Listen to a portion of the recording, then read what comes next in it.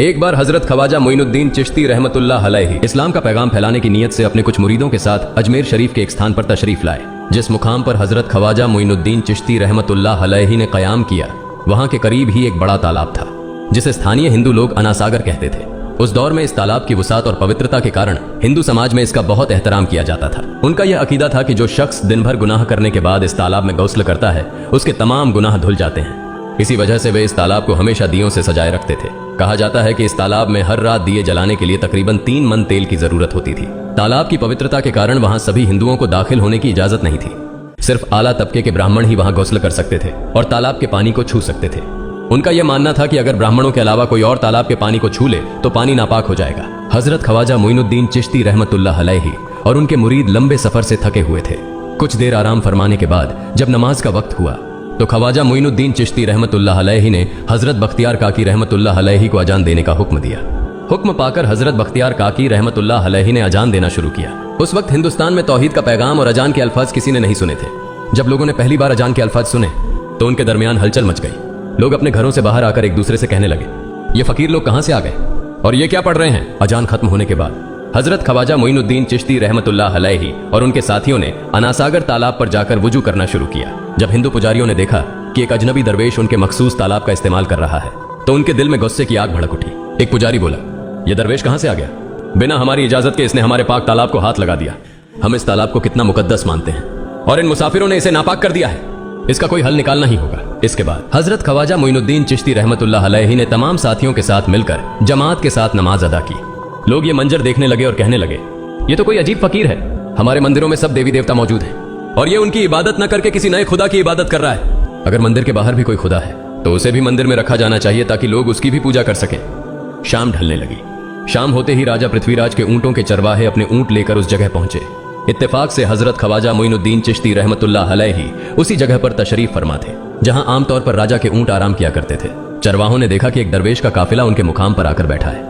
उन्होंने हजरत ख्वाजा मोइनुद्दीन चिश्ती रहमतुल्लाह अलैहि और उनके साथियों से कहा, अरे फकीर बाबा, आप कहां से तशरीफ लाए हैं और यहां आकर बैठ गए।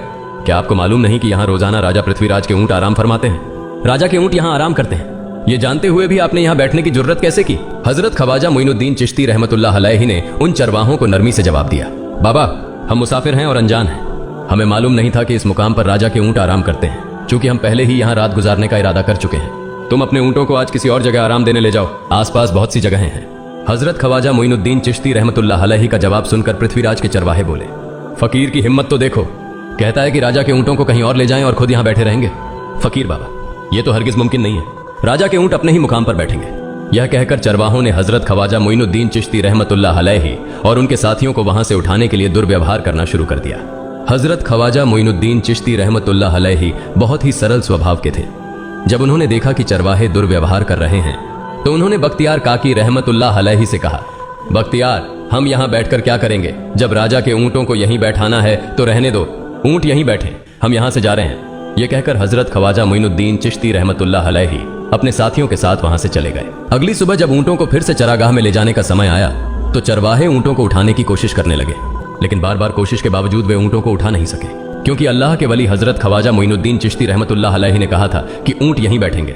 अल्लाह रब्बुल आलमीन ने उनकी यह दुआ कबूल कर ली थी और ऊंटों को आदेश दिया था कि जब तक मोइनुद्दीन चिश्ती खुद नहीं कहेंगे तब तक वे यहीं बैठे रहेंगे। इसके बाद चरवाहे ऊंटों के न उठने का कारण जानने लगे। उनमें से एक नेक चरवाहा था जिसने कहा, क्या तुम्हें याद है कि हमने कल यहां से एक दरवेश को उठाया था। जाते जाते उन्होंने कहा था कि हम जा रहे हैं, राजा के ऊंट यहीं बैठेंगे। मुझे लगता है कि उनके कहे शब्दों के कारण ही राजा के ऊंट उठ नहीं पा रहे हैं। शायद वह कोई बड़े वली हैं या अल्लाह का कोई अवतार है। इस बात को महामहिम राजा के समक्ष रखते हैं। इसके बाद चरवाहे पृथ्वीराज के पास पहुंचे और हाथ जोड़कर निवेदन किया, महाराज, हमने बहुत कोशिश की लेकिन आपके ऊंटों को उनके स्थान से नहीं उठा सके और उन्हें चरागाह में घास चराने नहीं ले जा पा रहे हैं। राजा पृथ्वीराज ने आश्चर्य से पूछा, क्या ऊंटों को कोई बीमारी है जिस कारण वे उठ नहीं पा रहे। चरवाहों ने कहा, महाराज, ऊंट पूरी तरह स्वस्थ हैं, उन्हें कोई बीमारी नहीं है।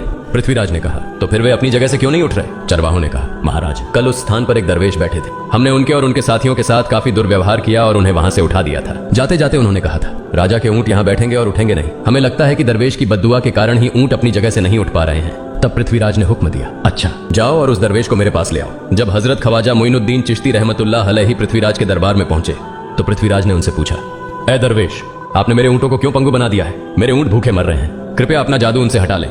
अगर जादू नहीं हटाया तो मेरे ऊंट भूखे मर जाएंगे। पृथ्वीराज की बात सुनकर हजरत ख्वाजा मोइनुद्दीन चिश्ती रहमतुल्लाह अलैहि मुस्कुराते हुए बोले, हे अल्लाह के बंदे, हम मुसलमान हैं और मुसलमान कभी जादू नहीं करते। तुम्हारे ऊंटों को मैंने नहीं बल्कि इस संसार के पालनहार महान अल्लाह रब्बुल आलमीन ने बैठाया है। उनकी आज्ञा से ऊंट बैठे हैं और उनकी आज्ञा से ही उठेंगे।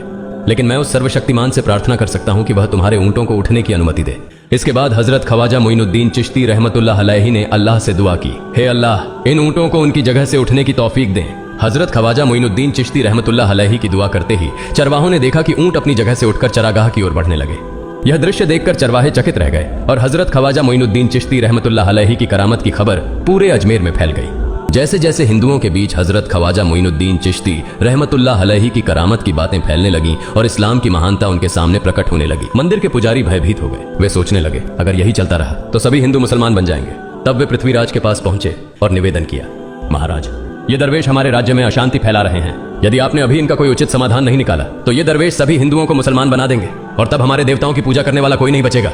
आप इन्हें यहाँ से भगा दें, नहीं तो ये हमें यहाँ से बाहर निकाल देंगे। महाराज, हम आपको एक और भयावह बात बताना चाहते हैं। ये दरवेश कहते हैं कि जिन मूर्तियों की हम पूजा करते हैं वे पूजनीय नहीं है। उनका कहना है कि ये केवल निर्जीव पत्थर है जिनमें कोई शक्ति नहीं है। ये साधारण लोगों को इस तरह की बातें बताकर भ्रमित करना चाहते हैं। सबसे आपत्तिजनक बात यह है कि ये दरवेश हर दिन 5 बार हमारे पवित्र तालाब में हाथ लगाकर उसे अपवित्र कर रहे हैं। पुरोहितों की बात सुनकर पृथ्वीराज ने हजरत ख्वाजा मोइनुद्दीन चिश्ती रहमतुल्लाह अलैहि को बुलाया। जब हजरत ख्वाजा मोइनुद्दीन चिश्ती रहमतुल्लाह अलैहि उनके दरबार में पहुंचे तो पृथ्वीराज ने कहा, ऐ दरवेश, हम देख रहे हैं कि आप गोमाता का मांस खाते हैं और हमारे देवताओं का अपमान करते हैं। हमारे धर्म के बारे में तरह तरह की उल्टी सीधी बातें कर रहे हैं। हम यह सहन नहीं कर सकते। हम यह भी देख रहे हैं कि आप हमारे पवित्र तालाब को अपने अपवित्र हाथों से खराब कर रहे हैं। आप तुरंत हमारे देश से चले जाएं। हजरत ख्वाजा मोइनुद्दीन चिश्ती रहमतुल्लाह अलैहि ने कहा, बाबा, हम लोग तो केवल वुजू करते हैं, नहाते नहीं। अगर पूरी देह के स्पर्श से आपके तालाब का पानी खराब नहीं होता है तो केवल हमारे हाथ और चेहरे के पानी से तालाब अपवित्र कैसे हो सकता है? यह सुनकर पृथ्वीराज ने कहा, वे सभी लोग हमारे धर्म के हैं जबकि तुम लोग कहीं और से आ गए हो। तुम हमारे धर्म के नहीं हो, इसलिए तुम्हारे हाथ लगाने से हमारा तालाब अपवित्र हो जाता है। तब हजरत ख्वाजा मोइनुद्दीन चिश्ती रहमतुल्लाह अलैहि ने कहा, अच्छा बाबा, हम अब आपके तालाब के पानी को हाथ नहीं लगाएंगे, लेकिन हमें पानी की जरूरत है तो हम चाहते हैं कि केवल एक बर्तन में पानी ले लें। पृथ्वीराज ने कहा, ठीक है, तुम पानी ले सकते हो, लेकिन तुम्हारा बर्तन तालाब में लगे, तुम्हारे हाथ नहीं। अगर तुम्हारे हाथ स्पर्श करें तो हम इसके खिलाफ सख्त कार्रवाई करेंगे। राजा के साथ सहमति के बाद हजरत ख्वाजा मोइनुद्दीन चिश्ती रहमतुल्लाह अलैहि ने अपने मुख्य खलीफा बख्तियार काकी रहमतुल्लाह अलैहि से कहा, बख्तियार, जाओ और राजा के तालाब से एक बर्तन में पानी ले आओ, लेकिन बहुत सावधानी से पानी लेना ताकि तुम्हारा हाथ तालाब के पानी को छू न सके। बख्तियार काकी रहमतुल्लाह अलैहि हजरत ख्वाजा मोइनुद्दीन चिश्ती रहमतुल्लाह अलैहि के आदेश का पालन करते हुए आना सागर से पानी लेने गए। उन्होंने बर्तन को तालाब में डुबोया और उनका हाथ पानी को नहीं छू सका क्योंकि चमत्कारवश पूरा तालाब एक छोटे बर्तन में समा गया। आना सागर पूरी तरह से सूख गया और उसकी तली में केवल सूखी रेत दिखाई देने लगी। जब पुरोहितों ने देखा कि उनके पवित्र तालाब में एक भी बूंद पानी नहीं बची है और वह मरुस्थल की तरह सूख गया है तो वे घबराते हुए राजा पृथ्वीराज के पास गए और बोले, महाराज, यह तो भारी संकट हो गया है। पृथ्वीराज ने पूछा, क्या हुआ? पुरोहितों ने कहा, उस दरवेश ने हमारे पूरे तालाब का पानी ले लिया है। अब हमारे पवित्र तालाब में एक बूंद भी पानी नहीं है। अगर इस तालाब में पानी नहीं होगा तो हम अपने पापों का प्रायश्चित कैसे करेंगे? दूर दूर से हजारों हिंदू लोग इस तालाब में स्नान करने आते हैं ताकि वे अपने पाप धो सकें। अगर पानी नहीं रहेगा तो वे यहाँ आना बंद कर देंगे, जिससे हमारा बड़ा नुकसान होगा और अजमेर की मान मर्यादा मिट्टी में मिल जाएगी। पृथ्वीराज गहरे विचार में पड़ गए। वे हजरत ख्वाजा मोइनुद्दीन चिश्ती रहमतुल्लाह अलैहि के खिलाफ कोई कठोर कदम उठाने से झिझक रहे थे, क्योंकि उन्हें आशंका थी कि अगर उन्होंने दरवेश के खिलाफ सैनिक भेजे और दरवेश ने सैनिकों पर भी जादू कर दिया तो उनकी परेशानी और बढ़ जाएगी। इसलिए उन्होंने कहा, तुम लोग जाओ और उस दरवेश को मेरे पास बुला कर लाओ। मैं देखता हूं कि वह क्या चाहता है। अगर उसकी मांग उचित होगी तो हम उसे मान लेंगे, और यदि उचित नहीं हुई तो हम माफी मांगकर अपना तालाब का पानी वापस ले लेंगे। जब हजरत ख्वाजा मोइनुद्दीन चिश्ती रहमतुल्लाह अलैहि पृथ्वीराज के दरबार में पहुंचे तो पृथ्वीराज ने कहा, ऐ बाबा, आपने हमारे तालाब का सारा पानी ले लिया है। हम अपने पापों का प्रायश्चित कैसे करेंगे? पूरे दिन के पाप हम इस तालाब में स्नान करके धोते हैं। अगर तालाब में पानी नहीं होगा तो हम अपने पाप कैसे धोएंगे? हजरत ख्वाजा मोइनुद्दीन चिश्ती रहमतुल्लाह अलैहि ने उत्तर दिया, देखो बाबा, तुम्हारे पास आना सागर है, पर दुनिया के हर कोने में ऐसा तालाब नहीं है, तो क्या वे लोग अपने पाप कैसे धोएंगे? पापों को धोने की ताकत इस तालाब के पानी में नहीं है। पापों को माफ करने वाला केवल अल्लाह है, जिसने आकाश, धरती और पूरी सृष्टि बनाई है। उसकी इजाजत के बिना एक पत्ता भी नहीं हिलता। इसलिए मैं तुम्हें इस भ्रम को छोड़कर सही राह पर आने की दावत देता हूं। वहां मौजूद हजारों हिंदू हजरत ख्वाजा मोइनुद्दीन चिश्ती रहमतुल्लाह अलैहि की बातें मंत्रमुग्ध होकर सुन रहे थे। इसके बाद उन्होंने कहा, जाओ बख्तियार, जिस बर्तन में तुमने तालाब का पानी लिया था उसे वापस तालाब में डालाओ। बख्तियार काकी रहमतुल्लाह अलैहि हजरत ख्वाजा मोइनुद्दीन चिश्ती रहमतुल्लाह अलैहि के हुक्म से आना सागर में बर्तन का पानी डालने गए। जैसे ही बर्तन का पानी तालाब में डाला, आना सागर फिर से पानी से लबालब भर गया। इस चमत्कार को देखकर वहां मौजूद कई हिंदुओं ने कलमा पढ़कर इस्लाम कबूल कर लिया। यह देखकर हिंदू पुरोहितों और पंडितों की चिंता बढ़ गई। वे पृथ्वीराज के पास गए और बोले, महाराज, यदि अब कोई उपाय नहीं किया गया तो सारे हिंदू मुसलमान हो जाएंगे। पृथ्वीराज ने कहा, मुझे सलाह दो, इस दरवेश का मुकाबला कैसे किया जा सकता है? पुरोहितों ने कहा, यह दरवेश एक बड़ा जादूगर है, इसलिए इसका मुकाबला भी जादू से करना होगा। हमारे बीच एक बड़े पुरोहित और जादूगर रामदेव हैं, उन्हें इसके मुकाबले में भेजें। अगर वह जादू से इसे हरा सके तो हम अपने हिंदू धर्म का गौरव फिर से प्राप्त कर सकेंगे। पृथ्वीराज ने रामदेव को बुलाकर कहा, रामदेव, मैं तुम्हें इस दरवेश को जादू से हराने की जिम्मेदारी दे रहा हूं। अगर तुम उसे हरा सके तो हम अपने धर्म का गौरव फिर से पा सकेंगे। रामदेव ने पृथ्वीराज को आश्वस्त करते हुए कहा, महाराज, आप चिंता न करें, इस दरवेश को हराना मेरे लिए बहुत आसान है। मैं आपके समक्ष हमारे धर्म का गौरव वापस लाकर रहूंगा। इसके बाद रामदेव अपने साथियों के साथ हजरत ख्वाजा मोइनुद्दीन चिश्ती रहमतुल्लाह अलैहि के सामने मुकाबले के लिए पहुंचा। उसने कहा, मोइनुद्दीन, अगर तुम में ताकत है तो मुझसे जादू का मुकाबला करो। मैंने तुम जैसे बहुत से जादूगरों को हराया है, तुम्हें हराना तो मेरे लिए साधारण बात है। हजरत ख्वाजा मोइनुद्दीन चिश्ती रहमतुल्लाह अलैहि ने उसकी बातों का कोई जवाब नहीं दिया। रामदेव ने देखा कि हजरत ख्वाजा मोइनुद्दीन चुप है, तो उसने गाली गलौज करना शुरू कर दिया। जब रामदेव अपनी हदें पार कर गया तो हजरत ख्वाजा मोइनुद्दीन ने उसकी आंखों में देखते हुए कहा, रामदेव, तू चिल्ला रहा है, लेकिन मैं तेरे माथे पर ईमान की रोशनी देख रहा हूं। हजरत ख्वाजा मोइनुद्दीन चिश्ती रहमतुल्लाह अलैहि की यह बात सुनते ही रामदेव कांपने लगा और उसी क्षण अल्लाह रब्बुल आलमीन ने उसके दिल में ईमान की रोशनी